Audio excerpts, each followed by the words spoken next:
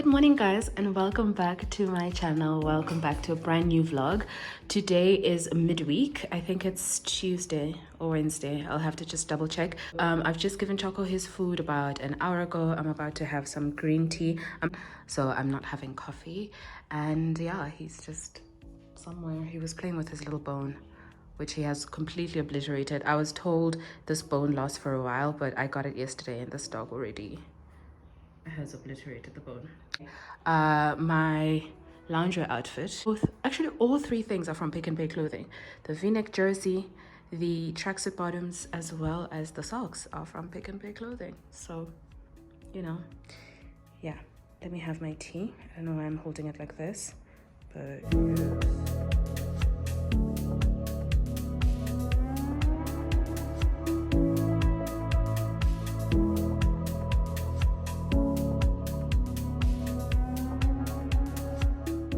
I did get some dog questions, so let me just answer a couple of dog questions. The one was, how much was the dog? I'm not going to say how much he was, but he was not above 5,000. But yeah, so you know, if you do your research about chocolate Labradors, then you get a ballpark figure. And then someone asked me, how is it being a dog mom? How is it having a dog? It's actually incredibly like rewarding. Like, it's every morning he just is like so happy to see me, and I'm just like, oh my gosh, I love this dog so much. And I mean, it's a bit of hard work in terms of like training him and being patient with like all the peeing and stuff like that, but I just have to be patient about that. But Chocolate, what's up? What's up? Hey, what's up? Good boy, Chocolate. Good boy. Have fun, too. okay, let's go.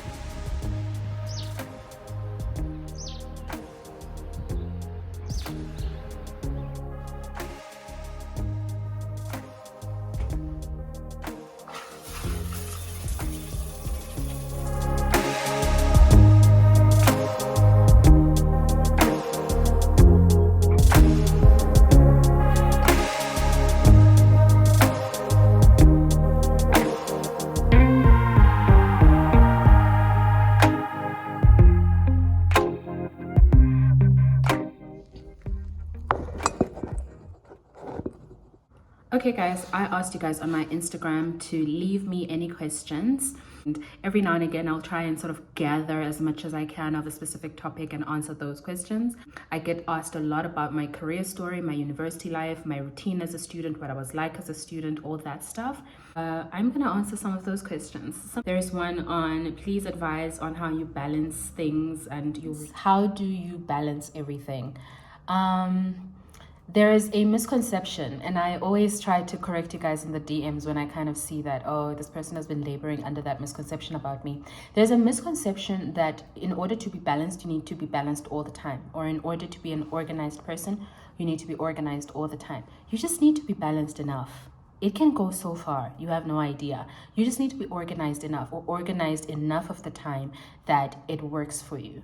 And so this pressure that people put on themselves to constantly have everything figured out and everything balanced and everything just like working symbiotically as one, don't do that to yourself. Don't do that. I do something called strategic time blocking at the start of each year, at the start of each month, and at the start of each week. Strategic time blocking means you block out specific times for specific things. So in a year, for example, I'll give you that example.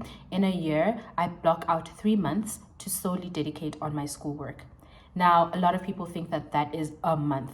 No, it's the equivalent of 12 weeks, and I grab those 12 weeks where I can get them. Sometimes it's 2 consecutive weeks, sometimes it's 3 consecutive weeks, sometimes it's just 1 week, but I know for sure that if I can get 12 weeks in a year, I'll do enough to be on top of my studies. Particularly in the early days of my LLB, I was I'd wake up and I'd go for a run, and then I'd come back. And back then I would pray, but in prayer it would be almost a meditative exercise. And then later on, when I learned about meditation, I realized why I liked that. I'll make an example. You know how in worship songs, there's that portion of the worship music that's just the people playing the song and no one is singing?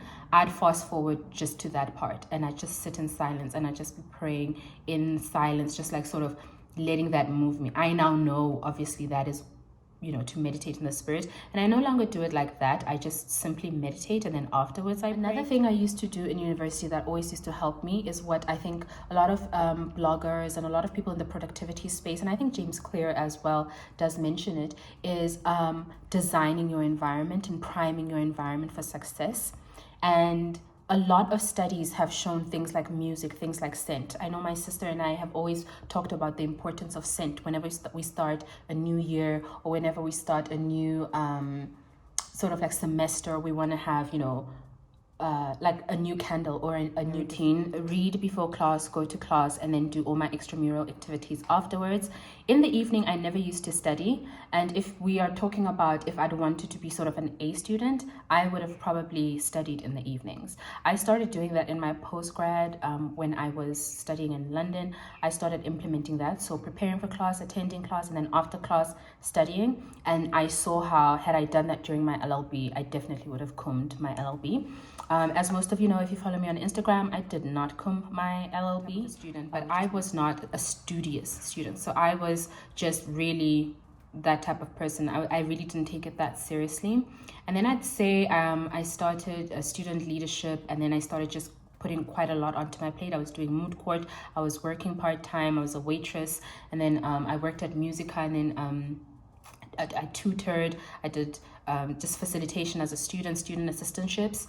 So I just started piling a lot onto my plate, and that's what made me get into this whole thing of maximizing every minute of my day, looking into every hour. How was I using this hour, that hour? My routine overall, I'd say, was born out of necessity, because I was a student leader, I was working. I mean, it was quite a lot on my plate, but that taught me a lot about how to go about my schedule in the way that I do things now. So if we're asking what my routine was in my undergrad, I really just did not the bare minimum, but I did enough to get by, which was read before class, go to class, and then when it was test week, I studied and I passed. Sometimes I'd fail, particularly when, and I'd packed all that stuff, all those extra curricular stuff onto my schedule.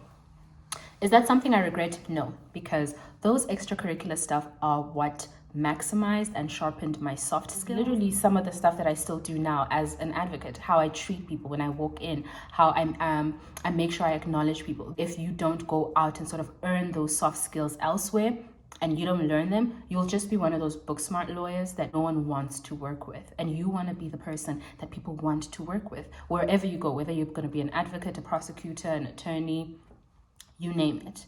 Okay, so I purposefully did quite a lot of extracurricular activities to immerse myself. So I would encourage, if you just go to class and you lock yourself up in your room and you're just laser focused on that LLB, I would advise that you change that outlook and you think about putting yourself out there for different things, because that's where you get these reference letters.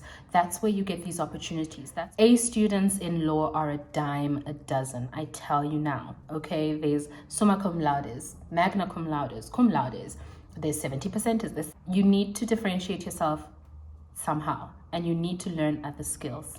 So that was one of the things that I'm really, really glad I did in varsity, in university. I carried that on in my postgraduate years. I was very, very involved in certain things within the faculty, within the university, and those opportunities are what I leveraged to get specific opportunities like the moot court and things like that. So I knew that, even though I didn't know in university, but I knew that the type of litigation that I wanted to do if I was to go into litigation is one where I work with people. So I started doing quite a lot of community service, volunteer work, law clinic, helping out at the domestic violence shelter. I just started doing whenever I could, via the university, via things within the faculty that would allow you to do that. A lot of you were asking me about corporate. there was a question here about 3 things you wish you knew about corporate when you started working. So let's start there. Let me harken back to the point about soft skills. So the number 1 thing that I wish I knew is that soft skills will get you much further than your marks ever will. You look at a lot of people and you hear people say, oh, you know, he didn't even get that much marks and yet he's doing X, Y, and Z at this firm. Or she's not even that brilliant, but she's getting all the work. And people wonder, what could it be? What could it be? It's usually soft skills. It's usually because that person knows how to deal with people. It's usually because that person knows how to treat people. It's usually because that person is adept at dealing with different situations and different people. If you are an advocate and you're working with government, and then you're working with the big 5, and then you're working with, let's say, for example, a commission or a state-owned agency, all those 3 different clients have a completely different way of working. They've got a completely different way of you dealing with their people. So if you don't know how to adapt to those situations and knowing how to deal with specific situations, EQ is also very important. How you deal with conflict. It's something that I'm still really working towards. I mean, I'm reading a book right now on nonviolent means of communication, just to make myself better at communication. That is very important to have in corporate. 2 is just how far respect and friendliness will get you, and kindness. One of the misunderstood things with corporate, I think, because a lot of the characters that sort of dominate these high performance fields are these sort of standoffish, rude, arrogant, intense characters that everybody admires, because that intensity and that arrogance, you know, is also what helps them be good lawyers or be good doctors or be good engineers or be good auditors or whatever the case may be. Although that's sort of the archetypal, typical corporate figure, right now, in modern day corporate, if you're a millennial, I really want to impress upon you how being respectful to people, whether they're your juniors, they're your seniors, they're your peers, being friendly to people, being kind to people, can get you much further. Because also, you never know what you might need when. You never know when you might need that candidate attorney that you're speaking down to. You never know when that official in the government office is actually the official that you require documents from, that you require things from, and you were so rude to them during the consultation. Things like that are hindrances that your excellence or your hard work cannot overcome. You know what I mean? Those are soft skills that are so important. So it's tying in with the soft skills part, but respect, kindness, and friendliness will get you so far in life. Please mark my words. And then the 3rd thing I wish I had known is that experience is more important sometimes than education. Identify the people with a lot of experience and learn from those people, rather than identifying the person who has the most qualifications or who has the most sort of notoriety with. I think you can get experienced people anywhere. The secretary, the receptionist that's been there for 20 years, that might be your ally, because they always know. Those receptionists, you guys know, those PAs, they always know what's up. They always know, you know, this person works like this person works like this. These people value experience, value people with experience, because they've got a lot more to teach you. Experience is actually something really valuable, particularly in these so-called established fields. See certain things are working in your life, but you don't have the language for it. You're not necessarily saying, oh, I'm doing the Pomodoro technique, or oh, I'm doing X technique. You're just living your life and you're seeing what works and what doesn't work. Keep on that track. A couple of years of, you know, trial and error, testing out this, testing out that, you'll get to your perfect routine.